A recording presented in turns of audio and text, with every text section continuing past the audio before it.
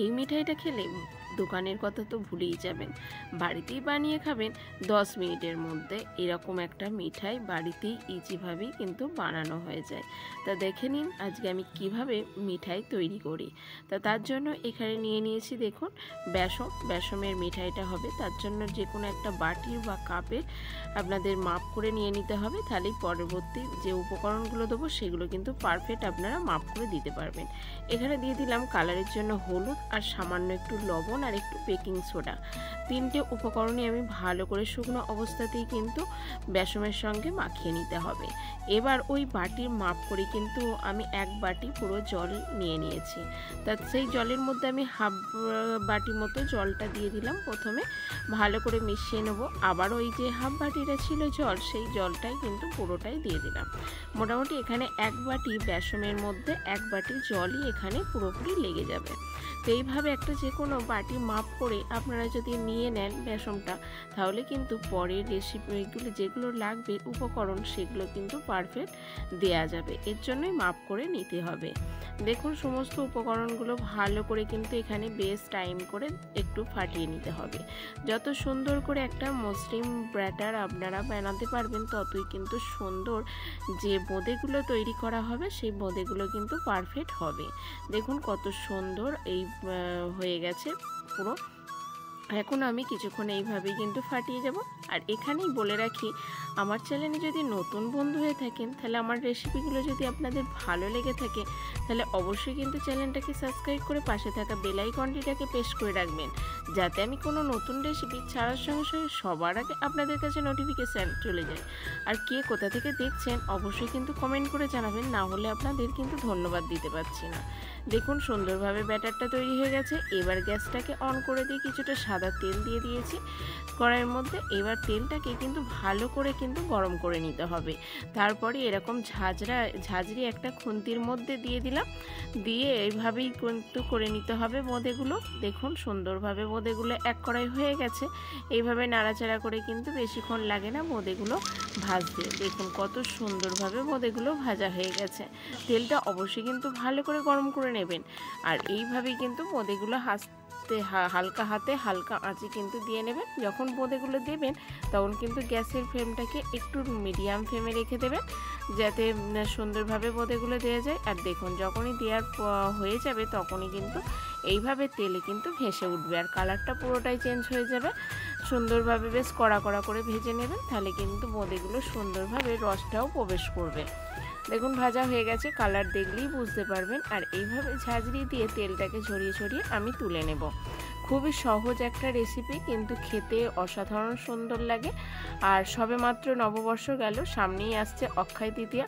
তবে আপনারা এইভাবেই বাড়িতে লাড্ডু বানিয়ে কিন্তু ঠাকুরের প্রসাদেও ব্যবহার করতে পারেন ও বাড়িতেও কিন্তু সবাইকে খাওয়াতে পারেন খুব সহজেই এই রেসিপিটা। আর খুব কম খরচেই কিন্তু বানানো যায়, আর খেতে তো সবাই ভালোবাসে ছোট থেকে বড়। দেখুন কত সুন্দরভাবে কিন্তু ভাজা হয়ে গেছে। এইভাবেই আমি একে একে সব বোঁদেগুলোই কিন্তু আগে ভেজে নিয়েছিলাম। দেখুন সুন্দরভাবে কিন্তু একটা একটা পুরো বোঁদেগুলো হয়ে গেছে। ভাজতে যেটুকুনি টাইম লাগে, তারপরে যেগুলো উপকরণগুলো করব সেটা কিন্তু বেশিক্ষণ টাইম লাগবে না। ওর জন্য খুব সাবধানে এই ভাজার কাজটা করে নিতে হবে একটু টাইম ধরে। তো যে কোনো একটা নতুন রেসিপি বানাতে গেলে একটু তো হাতে টাইম রাখতেই হবে, আর সেটা কিন্তু খুবই ভালোবেসে বানাতে হবে। ভালোবাসাটাই হলো মেন এখানে সবথেকে বড় একটা মশলা। দেখুন সুন্দরভাবে সব কিছু ভাজা হয়ে গেছে। কালারটা দেখুন কতটা সুন্দর হয়েছে। পুরো দু রকমের কালার হয়েছে।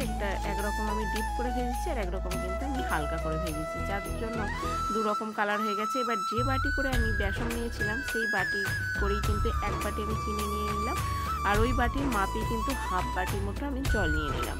এই মাপটা কিন্তু পারফেক্ট মাপ। এইভাবে মাপ করে নিলে কিন্তু কোনো কিছুই নষ্ট হবে না, পারফেক্ট কিন্তু আপনারা বানিয়ে ফেলতে পারবেন।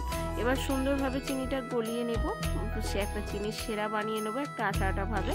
সুন্দরভাবে এইভাবেই মাপ করে আপনারা চিনি ও জলটা ব্যবহার করবেন। এবার সুন্দর একটা স্মেল আসার জন্য এখানে দিয়ে দিলাম 2টো এলাচটাকে একটু গুঁড়ো করে নিয়েছি, দিয়ে দিলাম।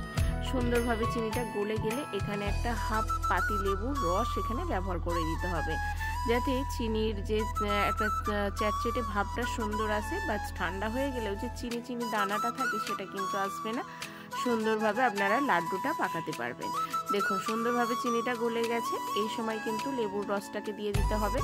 এবার দিয়ে দেব ভেজে রাখা বোঁদেগুলো দিয়ে বেশ কিছুক্ষণ কিন্তু মিডিয়াম ফ্লেমে এই বোঁদেগুলোকে ভালো করে নাড়াচাড়া করে নিতে হবে, যাতে সমস্ত রসগুলো এই বোঁদের গায়ে প্রবেশ করে আর পুরো রসে বোঁদেগুলো কিন্তু টাইটুম্বুল হয়ে যাবে।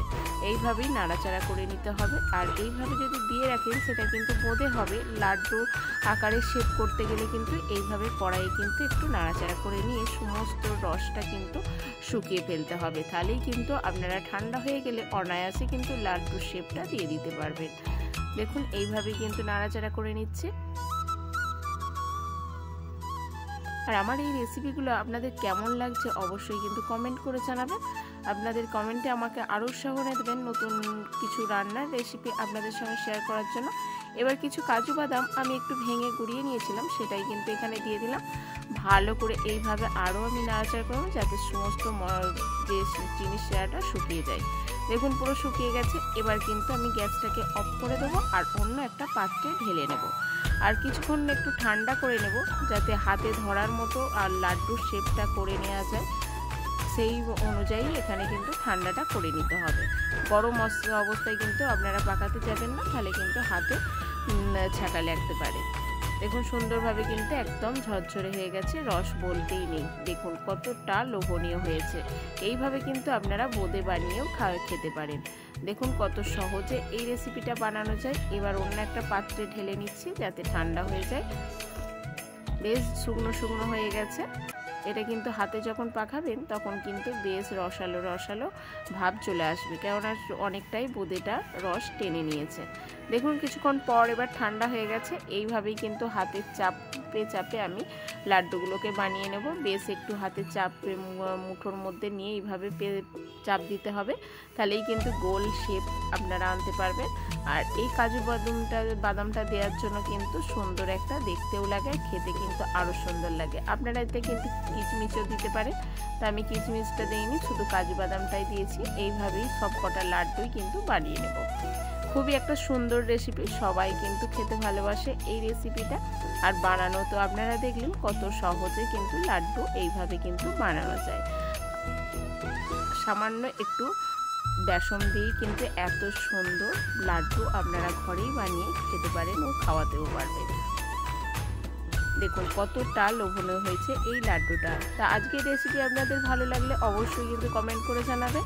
আর নতুন বন্ধু হয়ে থাকলে চ্যানেলটাকে সাবস্ক্রাইব করে পাশে থাকা বেল আইকনটিটাকে প্রেস করে রাখবেন। সম্পূর্ণ ভিডিওটা দেখার জন্য ধন্যবাদ। ভালো থাকবেন।